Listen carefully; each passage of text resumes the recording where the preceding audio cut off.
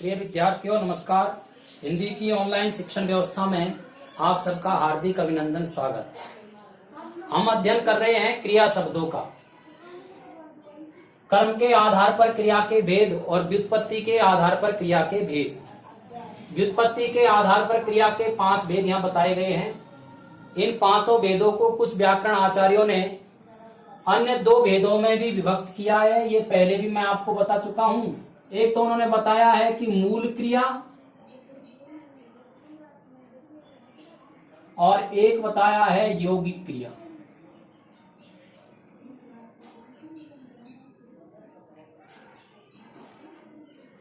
ये जो अपूर्ण क्रिया है ये मूल क्रिया है और संयुक्त नाम धातु प्रेरणार्थक और पूर्वकालिक ये क्रियाएं यौगिक क्रियाएं हैं। यौगिक यानी योग से बनने वाली क्रियाएं। 3 अपूर्ण क्रिया, संयुक्त क्रिया और नाम धातु क्रियाओं का हम अध्ययन पहले के वीडियो में कर चुके हैं। 2 क्रियाएं हैं प्रेरणार्थक और पूर्वकालिक क्रियाओं का अध्ययन हम इस वीडियो में करेंगे। अध्ययन को पूरा देखने के लिए आप इसे सब्सक्राइब करें और अंत में इसका स्क्रीनशॉट लेकर के अपनी कॉपी में आप उतारें। समझने की दृष्टि से कम 2 बार आप इस वीडियो को पूरा सुनें। चौथे प्रकार की जो हमारी क्रिया है वो है प्रेरणार्थक क्रिया। प्रेरणा देने वाली क्रिया या प्रेरणा का अर्थ प्रकट करने वाली क्रिया।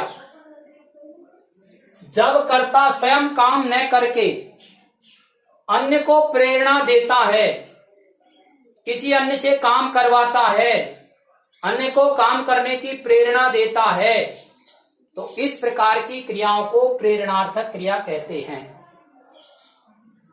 वह दूध पीता है, ये सकर्मक क्रिया है। पीता है क्रिया सकर्मक है। माता बालक को दूध पिलाती है। अब यहाँ पिलाने का काम माता के द्वारा हो रहा है। बालक को और दूध को 2 कर्म है, द्विकर्मक क्रिया हो गई और इसको प्रथम प्रेरणार्थक क्रिया कहेंगे। प्रथम प्रेरणार्थक। माता धाय से बालक को दूध पिलवाती है। अब यहाँ पर माता स्वयं काम न करके और काम धाय से करवा रही है, इसलिए यह द्वितीय प्रेरणार्थक हो गई।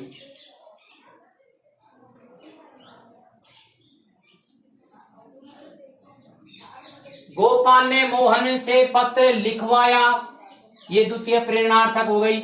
गोपाल ने मोहन से पत्र पढ़वाया, ये द्वितीय प्रेरणार्थक क्रिया हो गई। अर्थात ऐसी क्रियाएं जो कर्ता के द्वारा स्वयं नहीं करे जाकर के अन्य के द्वारा की जाती है या अन्य को प्रेरणा देकर के की जाती है, ऐसी क्रियाओं को प्रेरणार्थक क्रिया कहते हैं। समझने की दृष्टि से हम इनको ऐसे समझ सकते हैं। धातु के बाद होता है क्रिया का सामान्य रूप और सामान्य रूप के बाद में प्रथम प्रेरणा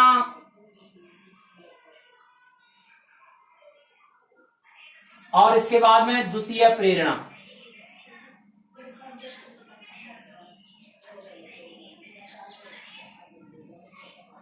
जैसे मान लो अपन को दिए धातु दे, देना का ना जोड़ करके सामान्य रूप बनाते हैं देना और यहां हो जाएगा दिलाना और द्वितीय परिणाम हो जाएगा दिलवाना।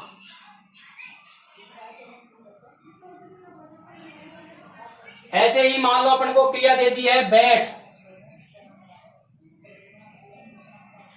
सामान्य रूप होगा बैठना, बिठाना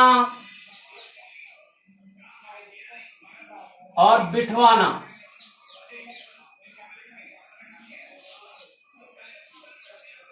इसके बाद में इसमें दिया है जैसे सो क्रिया है, सो का सामान्य रूप होगा सोना,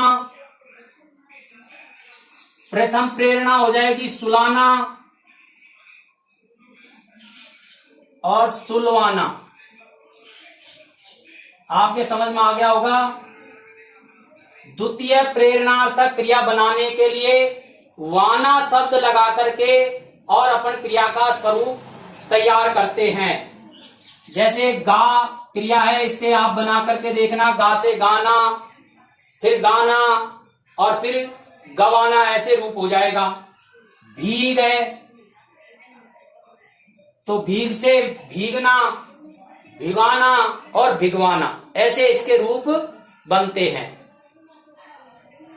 पांचवा जो प्रकार है क्रिया का वह है पूर्वकालिक क्रिया।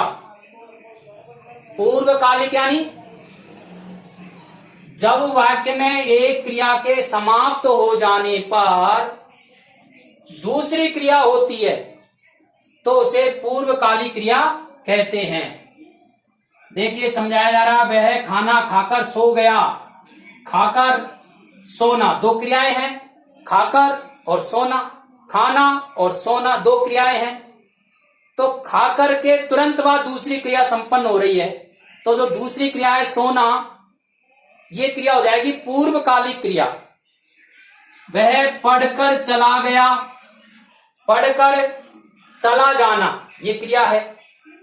तो जब एक क्रिया के समाप्त होते ही दूसरी क्रिया संपन्न होती है तो उसे कहते हैं पूर्वकालिक क्रिया।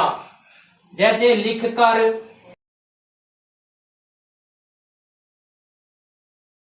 चलकर, आकर, जाकर, ये ऐसी क्रियाएं हैं जो पूर्वकालिक क्रियाएं हैं। और उदाहरणों से ये हमारे समझ में आ रहा है कि ये जो पूर्वकालिक क्रियाएं हैं ये क्रिया के सामान्य रूप में या धातु में कर या करके जोड़कर बनाते हैं। कर या करके जोड़कर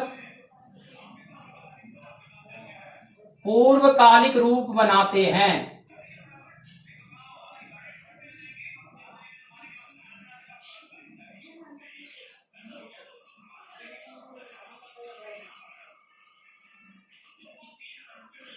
जिस प्रकार से प्रेरणार्थक क्रिया में आना वाना जोड़ करके उसका रूप बनाते हैं, ऐसे ही पूर्वकालिक क्रियाओं में कर या करके जोड़ करके पूर्वकालिक रूप बनाते हैं।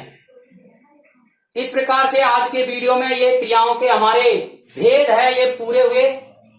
अब क्रियाएं कैसे बनती है इसका अध्ययन करेंगे, फिर क्रियाओं के वाच्य और क्रियाओं का काल इसका हम अध्ययन करेंगे। जुड़े रहने के लिए आप इस वीडियो को सब्सक्राइब कीजिए और अब इसका स्क्रीनशॉट लेकर के आप अपनी गृह कार्य की कॉपी में उतारना। धन्यवाद।